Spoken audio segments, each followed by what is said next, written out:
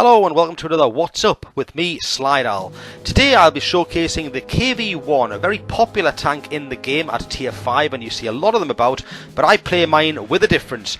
Unlike most people who use the 85mm cannon, I use the 122mm derp howitzer. It plays a little bit like a mini KV-2, and I love that style of play. As long as you get targets to aim at and a little bit of time to aim, you can cause a lot of damage, a lot of module damage, kill members of the crew, and of course wreck the tanks, and that's just fun for me.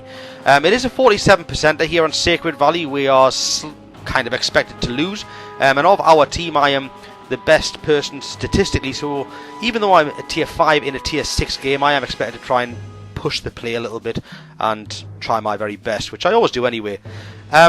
When I'm playing in heavy tanks on this map, I almost always, without fail, go to B3 and I slug it out with their heavies up there. Particularly because, as you'll see in this replay, there's a nice little jutting piece of rock that I like to side scrape from behind when using something like an IS-6 or a VK-4502P at tier 9. Any of these tanks that are good side scrapers, it's a perfect spot because it's also fairly arty safe, unless their artillery has got themselves into a really creative position, maybe off in the bottom right of the map, but that's not going to happen early in the game. So as you'll see here, I'm going to trundle off in my trusty old KV-1, which I have about 600 games in now. I haven't had it continually since I started playing, but I rebought it a few weeks ago just for fun factor, just for something to play, and also because of the recently released personal missions. Some of the missions basically say use a heavy tank to cause some damage, to do a certain amount. A lot of people kind of expect they must use their highest tier tanks. Far from it. I've actually done most of my personal missions with tier 4 and tier 5. In fact, I got my Stug 4 a couple of days ago, and I finished the final medium mission, which was the last one I had to do with the Matilda at tier 4. So I'm now starting to work on the T28 HTC, but I've only done 4 or 5 of those missions so far. As I pass this opening, I always aim down there because occasionally you get a fast moving tank from the enemy team, makes a rush, and you can get a free shot into them. Also, I tend to hug this wall. A fast tank will get to that corner I'm looking at now quite early on, but other than this game, quick tanks would be lightly armoured, and I'd fancy probably getting up to there as quickly as I can. I stay close to this wall. I tend to hug in here because some arties will blind fire because they know the heavy tanks are going to come this way, and you just never know. And then I poke around this corner. There's myself and a Churchill have pushed on a bit further, and the others are all hanging back, but I'm not too bothered about that because this piece of rock I'm looking at right now is my favourite bit. There's an SU-85. He's going to be my first victim of the game. I slam a shell into him. I've got just over a 10-second reload on this because I haven't got a 100% crew or brothers in arms or anything like that, of course.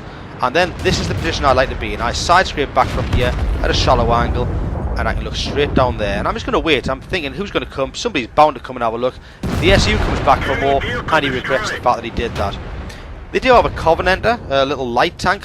Thinks about having a look around the corner, but he realises there's far too much heat there.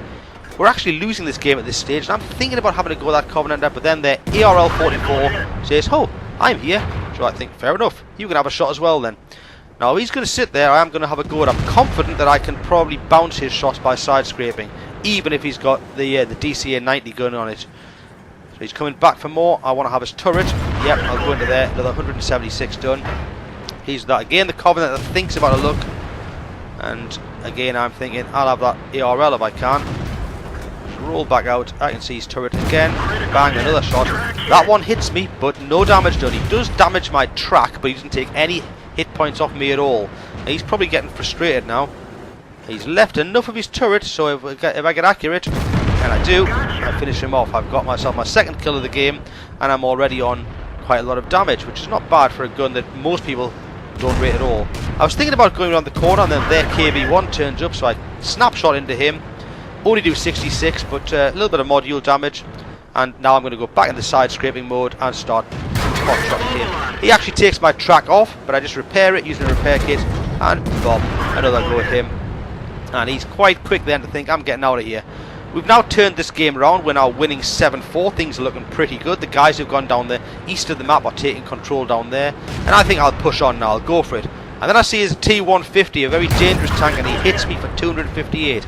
I don't want to engage him directly. He's a tier higher than me. He's got good armour. He's got a good gun.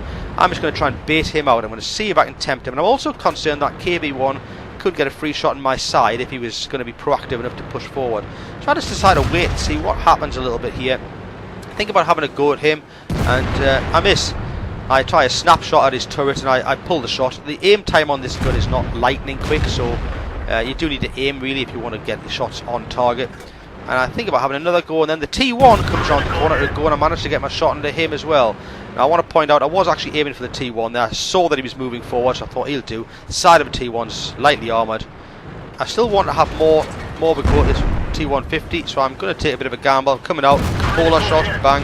I was unfortunate not to kill him there because the Cupola's not the strongest part of that tank. And now we're going to push on. That KV-1 I saw earlier has pushed up the top of here. There he is. Bang. Shot just below his mantlet. And he's almost dead now and probably got some crew damage. We're winning 12-4. The game is basically in the bag here. I'm on quite a lot of damage, nearly 1,500 damage. I can't quite get the gun down in time to get a shot through that gap. But I think, you know, I can afford to take a hit from him if he does shoot me. The worst case scenario would be that he tracks me, because I've already used my repair kit, but he doesn't. He panics a bit, shuffles back and forward, and I get my third kill. And I'm already thinking there's only one of them left. I know where he is. I know he's going to have his back to me, because I know he drove that way, and I don't think he'll have turned around. So I'm wanting my fourth kill, and of course, I get my fourth kill. A quick game, all over in about 6 minutes, and it's a mastery badge. Not the first time I've had this in the KV-1, I've had it a few times. Another example of how to do it though. High caliber award for doing the most damage on the team, and a string of other awards for causing damage, causing fires, causing module damage, that sort of thing. Just under 1,800 damage, which was the most on the team, given that I was a tier 5 in a tier 6 game. That's pretty impressive, and 3 times as much as some of our higher tiered vehicles. I'm pretty pleased with that outcome, and out of my 15 shots, 14 connected.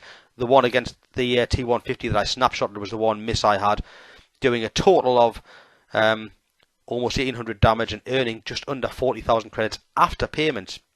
Pretty pleased with that. I would recommend trying the 122mm for a bit of a change if you like the KV-1. I've been Slide Al. Thank you very much for watching. Goodbye.